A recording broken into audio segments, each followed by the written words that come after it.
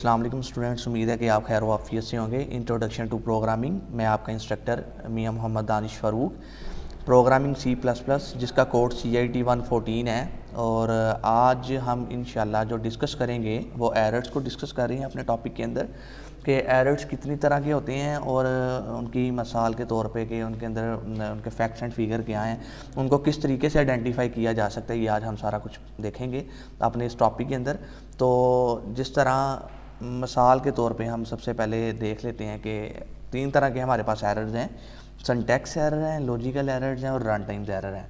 इन तीनों एरर्स की डेफिनेशंस देखेंगे, इन तीनों एरर्स की एग्जांपल्स को आइडेंटिफाई करेंगे और इन तीनों एरर्स के जो प्रोग्रामिंग लॉजिक्स हैं, जो प्रोग्रामिंग के अंदर जो देखेंगे कि किस तरीके से ये एरर पाया जाता है और किस तरीके से इसको आइडेंटिफाई किया जाता है। तो सबसे पहले हम आते हैं सिंटैक्स एरर के ऊपर। सिंटैक्स एरर की डेफिनेशन कुछ इस तरीके से है कि सिंटैक्स एरर वो वाला एरर होता है जो आपके ग्रामर के रूल्स को, यानी सिंटैक्स जो आपका सिंटैक्स होता है बेसिकली उसके जो रूल्स को क्या करे, वायलेट्स करे। मिसाल के तौर पे नीचे मैंने लिखा हुआ है कि जैसे मिसिंग सेमीकोलंस, रॉन्ग कीवर्ड्स और इनकरेक्ट सिंटैक्स। अब मिसिंग सेमीकोलंस, रॉन्ग कीवर्ड्स और इनकरेक्ट सिंटैक्स ये क्या चीज़ें हैं, तो इसको हम आइडेंटिफाई करते हैं बाय यूजिंग प्रोग्राम के थ्रू। तो ये आपके सामने एक सिंटैक्स एरर की एक एग्जांपल लिखी हुई है मैंने प्रोग्राम की, जिसके अंदर आप देख सकते हैं कि पहले ऊपर मैंने हेडर फाइल्स ली हुई हैं, फिर naming using name space std है, मेन फंक्शन लिया हुआ है, ये बॉडी ऑफ द प्रोग्राम है और इसके अंदर हमने सी आउट लिया हुआ है, इनपुट दी हुई है। अब इस पूरे प्रोग्राम के अंदर आप पहले खुद से एनालिसिस करें, पहले खुद से देखें कि क्या इसके अंदर सेमीकोलंस पूरे हैं, क्या इसके अंदर एंगुलर ब्रैकेट्स पूरी हैं, क्या इसके अंदर जो हेडर फाइल दी है वो सही लिखी हुई है।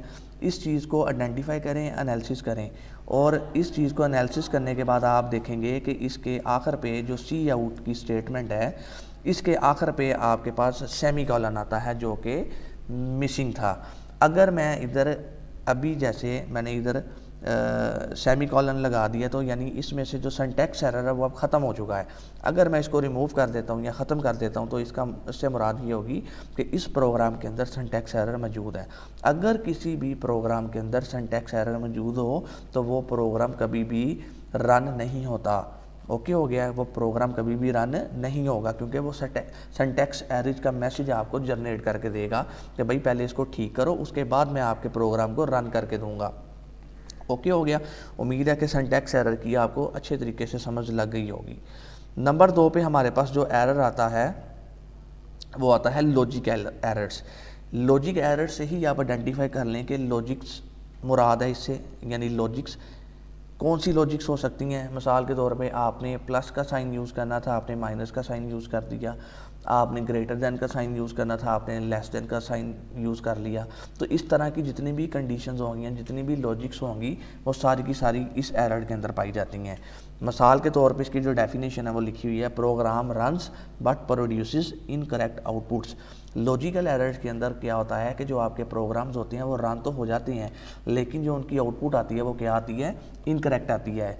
इसकी एग्जांपल पे आए तो देखते हैं। तो सबसे पहले लिखा हुआ है रॉन्ग फार्मूला और इनकरेक्ट कंडीशंस। तो रॉन्ग फार्मूले से मुराद मेरी वही है कि आपने a+b लिखना था, आपने a-b लिख दिया। आपने a ग्रेटर देन b लिखना था, आपने a लेस देन b लिख दिया। तो यानी कंडीशंस इनकरेक्ट लगा रहे हैं और फार्मूला भी आप रॉन्ग अप्लाई कर रहे हैं। तो इसकी एग्जांपल को समझते हैं। ये आपके सामने एक प्रोग्राम लिखा हुआ है, मैंने ये हिल गया है, ये प्रोग्राम लिखा हुआ है। तो इसके अंदर जो मेन चीज़ है इसको मैं हाईलाइट कर रहा हूँ और अगर आप ये देखें तो ये जो चीज़ है सम इज़ इक्वल टू a-b। तो ये a-b है, लेकिन कर मैं क्या रहा हूँ, इधर सम कर रहा हूँ, लेकिन मैंने इधर जो वेरिएबल्स लिए हैं दोनों उनको माइनस कर रहा हूँ, उनको सब्ट्रैक्ट कर रहा हूँ। तो इससे मुराद ये है कि ये मेरी जो कंडीशन है, ये मैंने जो फार्मूला लिखा हुआ है बेसिकली ये रॉन्ग फार्मूला लिख दिया। ये a-b की जगह मैंने क्या लिखना था, a+b लिखना था। अब इस एक साइन की वजह से ये पूरे का पूरा जो मेरा प्रोग्राम है रन तो हो जाएगा, लेकिन जो उसकी लॉजिक आएगी, जो उसकी आउटपुट हमें शो होगी वो गलत शो होगी।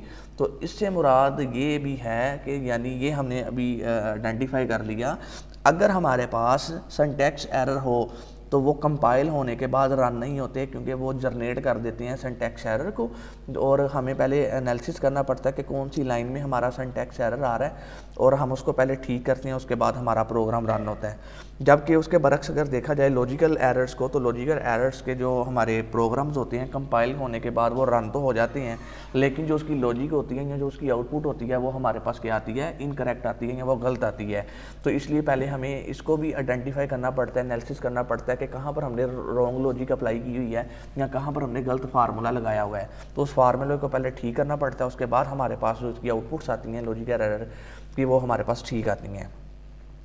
नंबर 3 पे हमारे पास जो एरर आता है बेसिकली वो रन टाइम एरर आता है। रन टाइम एरर ऐसे एरर्स होते हैं बेसिकली जो प्रोग्राम की एग्जीक्यूशन के दौरान परफॉर्म होते हैं, जैसे डिवाइडिंग बाय ज़ीरो या इनवैलिड मेमोरी एक्सेस।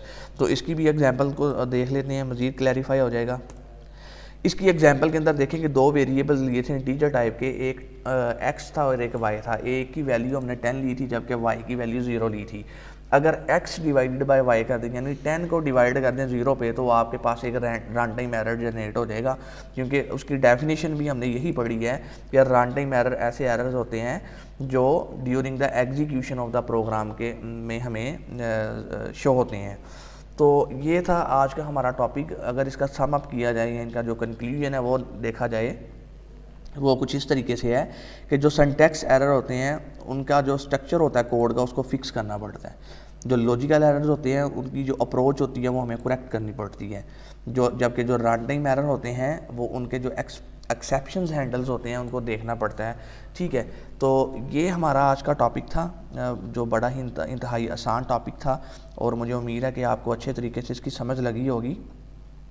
बाकी अगर किसी को कोई भी प्रॉब्लम हो तो वो कमेंट बॉक्स के अंदर बता सकता है, हम उसको मज़ीद डिटेल के अंदर हम कर लेंगे। तो ये था आज का हमारा लेक्चर।